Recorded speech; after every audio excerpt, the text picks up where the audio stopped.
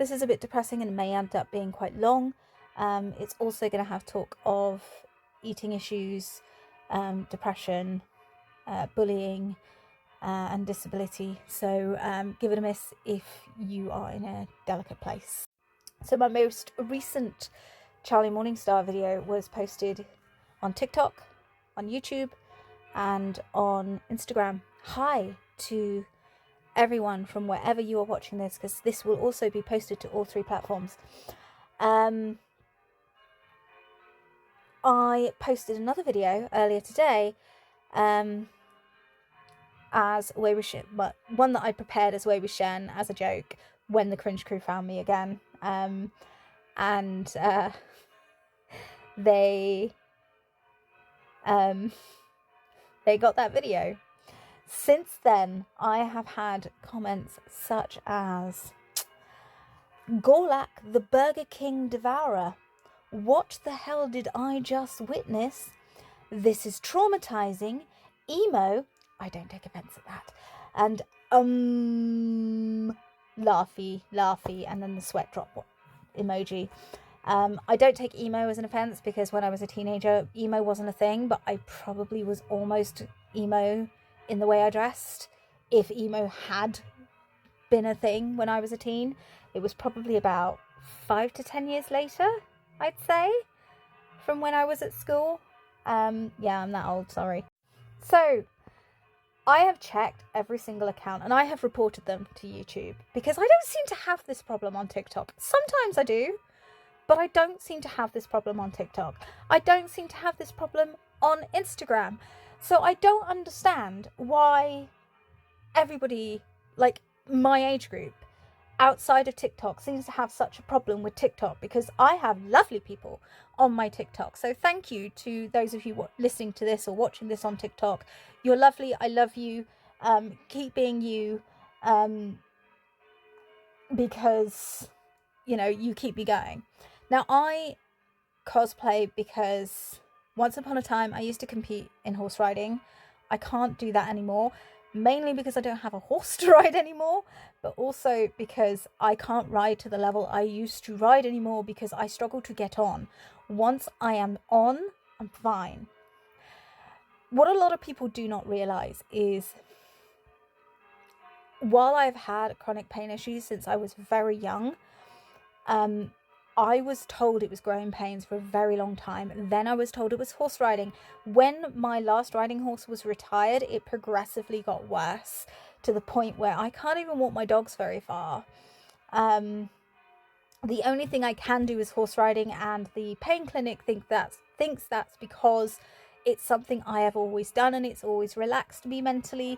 And actually there are studies that show that horse riding does help fibromyalgia. FYI, I have an equitation science degree, so please don't argue these things. I have studied the topic of sports science surrounding equine or horses and the sport involved in it. So here's where it gets a little bit depressing. When I was a child, I didn't just horse ride. I did ballet, I did tap, I did jazz, I did modern.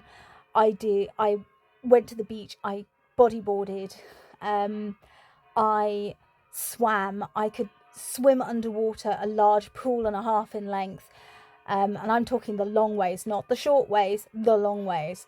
I used to walk my dogs for hours. I couldn't run for toffee. I've never been able to run, but my running sucked big time my whole life.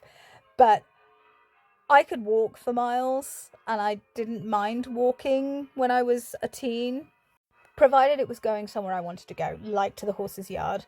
I didn't drive till I was 21, so I had to sort of pretty much walk where I needed to.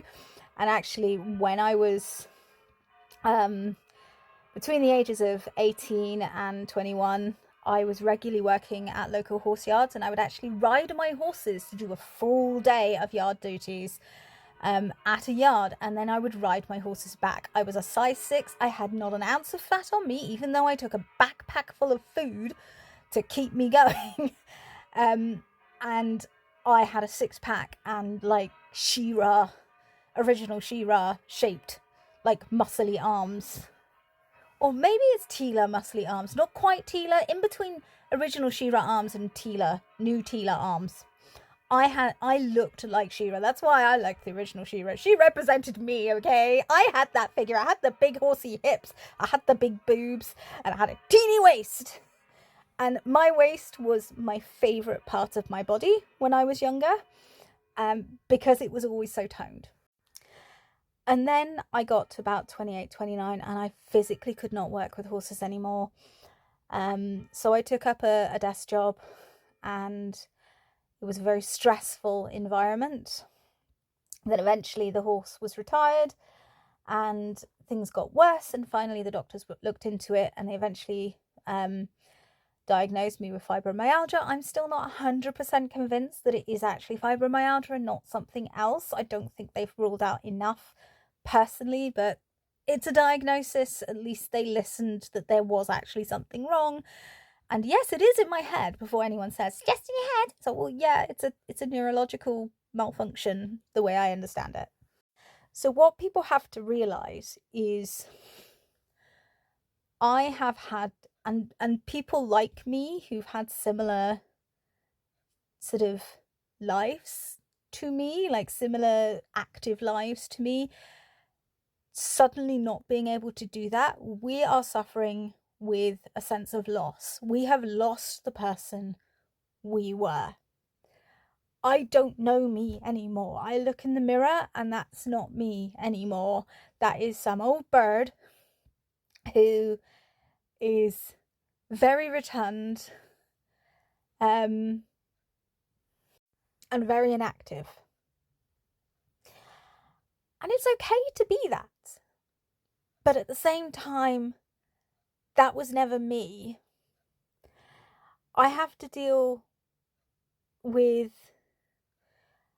a sense of loss that causes high anxiety levels because I think everybody hates me. I have to deal with this thought that I'm now in my 40s and I may never get back what I have lost in regards to how I look, in regards to what I had when I was younger.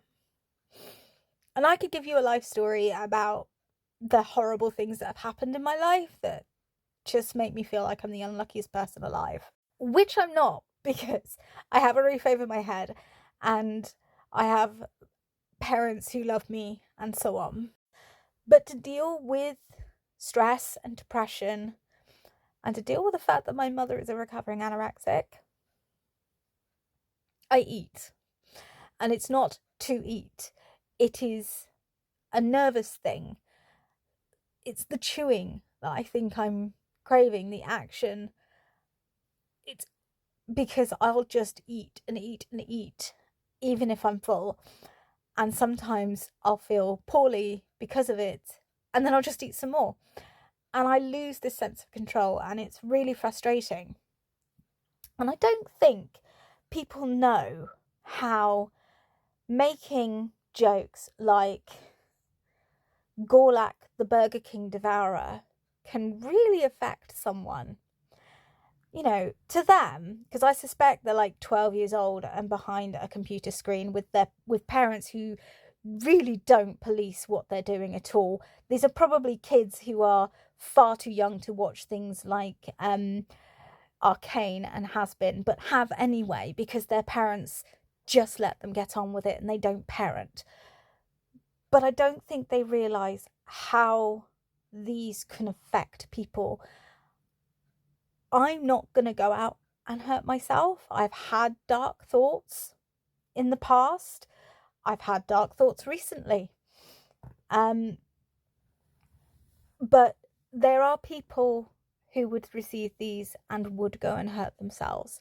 So can we make it a point to stick up for people when you see stuff like this and call out or report them? You don't have to speak to them, but you could report them, because that doesn't happen as much as it used to in the cosplay community, and we really need that back because cosplay is for the misfits and we love it so, and it's my out. So thank you for listening and Happy New Year.